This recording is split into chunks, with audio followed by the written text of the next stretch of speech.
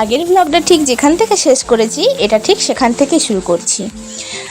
তো আগের পার্টটা যারা দেখোনি তারা অবশ্যই আমার চ্যানেলে গিয়ে দেখে নিও।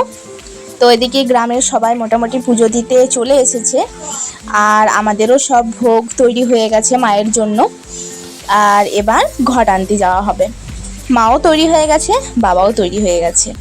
এই যে এবার যাচ্ছে। দিনটা ঠিক পেরিয়ে গেছে, কিন্তু আমার এই ছোট্ট ছোট্ট ক্যামেরাবন্দি করে রেখেছিলাম পার্টগুলো, যে কারণেই তোমাদের সামনে আজ তুলে ধরতে পারছি। তো এদিকে রওনা দিয়ে দিয়েছে, আমি যেতে পারিনি, আমার একটু অসুবিধা ছিল সেই কারণে। তো চলে এসেছে ঘট নিয়ে, আর এদিকে মা একটু বরণ করে নিচ্ছে। তারপর আমি আর রাত জেগে পুজো দেখতে পারিনি। এটা হচ্ছে সকালবেলাতে সবাইকে পাড়ার প্রসাদ দেওয়ার জন্য মা বাটিতে বাটিতে প্রসাদ ভাগ করছে, আর আমি এদিকে গপুদেরকে নিতে চলে এসেছি, যেহেতু এবার আমরা বাড়ি যাব।